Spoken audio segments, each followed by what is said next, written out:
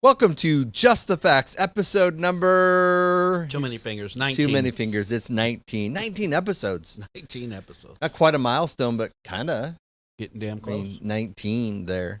I noticed on the last podcast I was wearing my mask around my neck the whole time and you didn't even say anything. What's up with that? Hey, we like these to be freeform. Yeah, you just didn't even say anything. I just noticed it and just flew it out, I have to have some kind of advantage over you. If you watched episode number 18, look taller, for... You sit straighter, you speak better, you speak cleaner. Yeah. Whatever. I actually got water in this mug today. I got water in this mug today.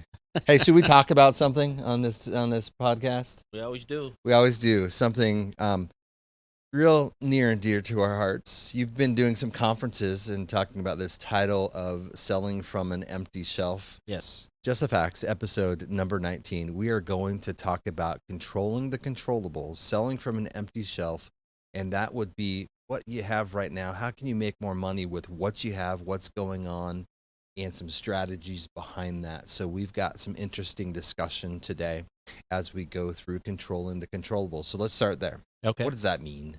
You say that to me all the time. You say that to dealers all the time. It's like, hey, just control what you can control. I wish that worked in our personal lives. Well, he's ready. He's ready to start. He's on fire. He's ready to go. Not everything's perfect, right? Not everything's perfect, and there's things that are beyond our control. So go. But here's the thing. The less you need to rely on outside sources, the less you need to be relied on the flow of the industry. The more self-resilient you are, the more self-contained you are, the better off you are, right? So when we talk about controlling the controllables, we're talking about inventory supply, right? Inventory supply. There's three that a dealership has 100% control over, and they are as follows. Your trade-ins. You have 100% control over how you evaluate and whether you keep your trade-ins for retail. And we talked a lot about that in one of our episodes, right? Yeah, that's 100% in the dealer's control. 100%. So that's one, trade-ins. Two is your service department. You have 100% control of how you manage the customers in your service department. Really? 100%. Okay. Number three is your lease return. You have 100% control of what you do with your lease returns. If a customer does not opt to buy their own lease, the dealer is 100% capable of buying those lease returns and doing what they want with those lease returns. All three of those are 100% in the dealer's control. All three? All three. 100%? 100%. They can control them? 100%. All right, so let's start with trade-ins then. So as we talk about trade-ins, we talk extensively about trades and finding the right trades and how you do that and using widgets and all kinds of different things, right? Yep. So how is it that our dealer partners watching or listening to us right now, how do they have 100% control over those trades? Because what they decide to evaluate that trade, how they interact with the customer, is up to them. They are using guides which tell them approximate value of a car. But if they want to put more in a car, or if they want to try and steal the car, that's 100% in the dealer's control, right? So, you can't just put whatever it takes, although some dealers are doing that with wholesale values up 35%, right? But certainly that is 100% in the dealer's control as to how much they choose to evaluate a vehicle for and whether they choose to keep that car for retail or if they elect to wholesale it.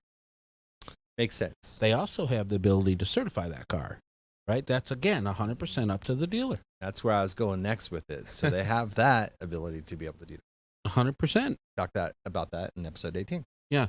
So when you look at Look to Book, right? Look to Book. How many vehicles did the dealership appraise versus how many they actually captured? Do you know that number? And if you don't know that number, how come?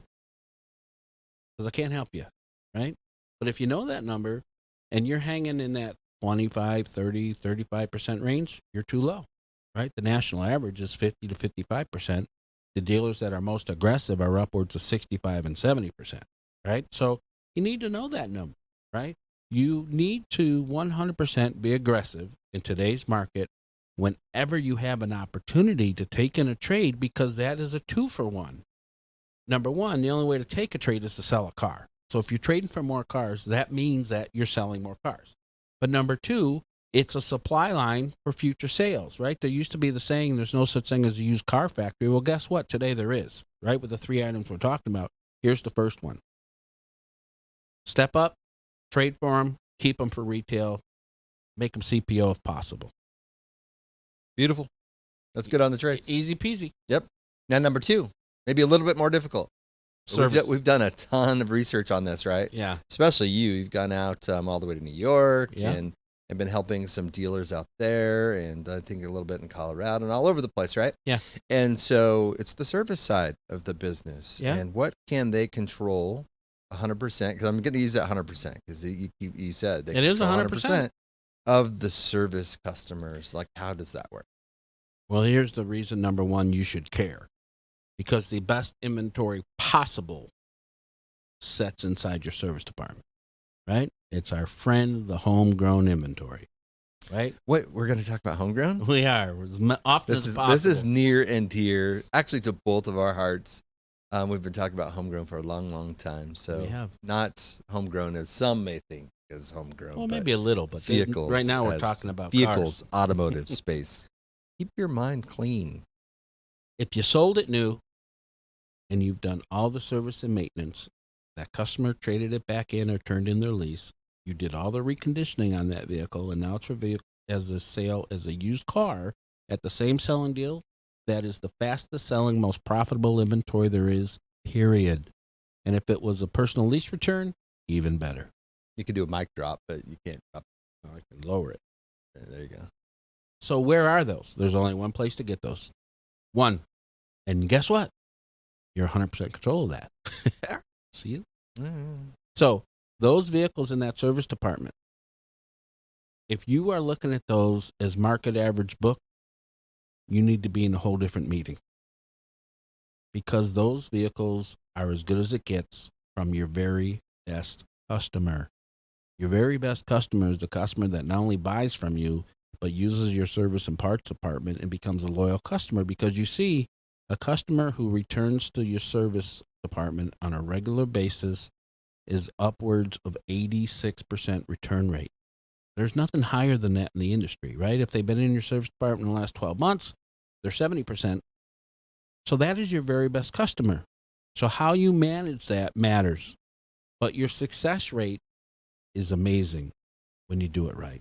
Now, you got to be careful, because you don't want to alienate your best customer. You don't want your customers to stop coming back to use your service department, because every time they do, you try and sell them a car. So you have to have a strong play in place, and you have to recognize the fact that now that's an inventory acquisition conversation and not a sales opportunity, right? We know that 7 out of 10 of them, if they sell you their car, will then turn around and buy another car, right? But it's not 100%. And if you walk back to them and try and talk to them about selling them a car, you're going to lose them. So it's an inventory acquisition conversation. But it is the best place to cultivate that, because it's got the best cars available within the equation, right?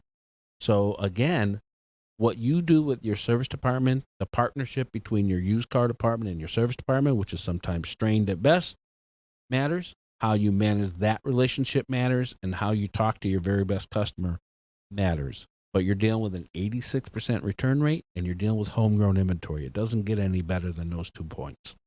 And I want to just park there for just a second, because I know those of you that are watching us have heard us talk about homegrown inventory in the past. You have to realize, not only are we passionate about it, you need to be passionate about it, because homegrown inventory really, as you said, is the best you can possibly have. As far as ideal inventory, I mean, you're going to sell it quicker and for more money. That's just logical, right? Yeah. That's just one of those things that you're definitely going to experience in it. But not only that, is we talked about on the last episode and several episodes about communication.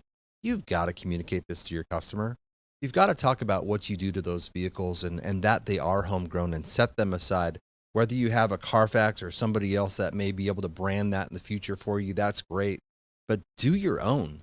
Do your own branding of those I have a question vehicles. for you. What Yeah. builds more value? Where it's from and who worked on it, or power windows, power locks, tilt cruise, MP3 You know player, the and air answer to conditioning? that. That's not even. It shouldn't even be a question. But I mean, he makes light of it, but it's so true. But really, wherever you have that vehicle, communicating that to the customer in your online listings, wherever you have that vehicle out there in cyberspace, but even at your own lot, is setting those vehicles aside for the customer to be able to see, because they do come at a premium, and they should come at a premium because you know that vehicle better than anybody else. It wasn't a vehicle that you bought at auction, wasn't a vehicle that you got from another customer necessarily that has their vehicle for sale at a shopping mall, but it's a vehicle that you cared for all the way through, sold it new, just to Bob's point. You serviced that vehicle all the way through, and now you're selling it again. There's a story to be told. I think I'm a little bit passionate about this subject. Are you showing a little passion here? I'm showing a little bit of passion when You're it comes the to color homegrown. commentary. You always I sit there know, and I direct know. me. It's like I don't usually tell them what to do, but man, you've got to take the opportunity to set those vehicles apart from the rest of your inventory. And I know that seems weird. We dealt with this at Carfax. This is not a Carfax commercial, but when we did one owner, Yeah. it's like, well, wait a second. What about our 2 owners, our 3 owners? It didn't take away from them at all. So this isn't to take away from all of your inventory. It's just to really highlight those vehicles that should be at a premium price, not just like all the other ones that are out there. Yeah. Well, at the end of the day, consumers today are concerned about future costs, right? We talked about this in the last podcast. So when they recognize that a vehicle has been well maintained by certified mechanics, they anticipate future expenses to be reduced, right? They assume that anything that was going bad got fixed before it goes bad, and the constant maintaining and care of that vehicle will mean future, right? The best predictor of the future is the past. So in today's economy, especially in today's market, consumers are concerned about their future expense, not just what the car costs today, but how much will it cost me in the future? And that is one of the things that makes homegrown inventory that much more valuable. You CPO a homegrown inventory, that's as good as it gets. That's good stuff. Now we got number 3 point. We haven't got to yet. Now I know we dealt with this and we talked about this, not dealt with, but we talked about this in one of our previous episodes, and that would be lease returns, right? 100%. So this is that third element of 100% of what you can control. Yep. Now I come from in the past 15, 16, 17 years ago from a company that we just dealt with lease returns. We had lots of lease returns. We helped the manufacturers get those online for other dealers to buy, consign, all that good stuff. It's kind right? of sad. You shouldn't have even had a job. One of the common things. Great, thanks, Bob. Way to build me up while we're live on a podcast here. But one of the things that I saw as a common thread was when lease returns came in, they sat on a back lot somewhere. 100%. They got old. They got them out of the way. They thought it was it wasn't worth their time. But what you're saying is this is what you can control. This is one of the things where if you're looking for inventory, it may be right in your back lot. It may be there somewhere that you hadn't thought of before. And we've talked about it before, but let's use just a couple nice quick bullet points of why it's important. Here's why it's ridiculous. I said why it's important, not ridiculous. Well, here's the point. Not only is it 100% in your control, when you can't find inventory anywhere, why would you let inventory be dropped off at your door and you don't keep it? That makes zero sense to me, okay? But when you look at what CPO does, and when you look at it takes a 2 to 4 year old vehicle is 80% of CPO sales, 2 to 4 year old vehicle, not 1 year old vehicle. And if you're stocking 1 year old vehicles, those should come out of your service and fleet, right? Your loaners and your internal loaners. But lease returns. Yeah, they're like 3 years, right? Pretty common for a 3-year-old, right? Yeah. But here's the thing. That 2 to 4 year old inventory, think about lease returns, right? Your common lease return is 2 to 3 years old, to your point. They have 12,000 miles or less. Most of them are maintained by your own service department. Most come with service contracts. They're all ding, ding, ding, ding, ding. That is homegrown. That's a perfect description of homegrown with a kicker. And that kicker is the public perception of a personally leased vehicle is that it's been meticulously maintained and cared for, because everyone knows of a horror story of turning in a leased vehicle and getting penalized for having too many miles, for not being maintained, for whatever it is. So a public perception of a personally owned lease return vehicle is as high as it gets, right? Now, combine that with the perfect CPO vehicle is 2 to 4 years old. That lease return then becomes the magnet to bring you the ideal inventory. because ideal inventory is 4 to 6 years old. That comes from CPO. New cars are 1 to 3 years old because it's a new car customer always buying a new car. Used cars are typically 7 years old, right? So where's that sweet spot for those cars you can't find? It's coming in on a 2 to 4 year old certified pre-owned vehicle. That lease return is your supply line for your certified pre-owned department. It's as good as it gets. It is the perfect combination. Buy your lease returns, certify them, find the ideal inventory. Build your own used car factory. There it is. He said there was no such thing. And he said it is. twice, that there is a used car factory and it sits right in your lot. And so we've been kind of passionate on this one. This has been really good. We need to wrap things up. So I got a crescendo. Sounds like you have Can I have a little dessert? crescendo. He's using a giant word like crescendo. I Go don't know ahead. how to What is spell it? it, but I have no clue. you know, it has been long said, when I first got in the business too long ago, I was taught the definition of insanity, right? The definition of insanity. And I was taught it by a gentleman named Jackie Cooper, who was an automotive trainer way back in the day. And, you know, the definition of insanity, which I guess is an Einstein term, it's also in Alcoholics Anonymous. So wherever you may have heard it, right? Definition of insanity is doing the same thing over and over again and expecting different results, right? Mm-hmm. Well, guess what? It's finally wrong. It is absolutely wrong.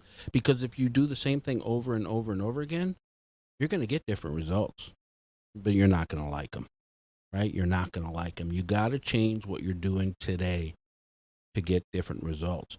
You need to take a look at what is in my power to control. What can I do on my own and have an immediate impact? That's what today was all about. That is a crescendo. And we're going to leave it with that. We thank you for tuning in to episode 19 of Just the Facts, and we look forward to seeing you on episode number 20. Or 20. watch ones that you haven't watched before. Take care. Bye-bye.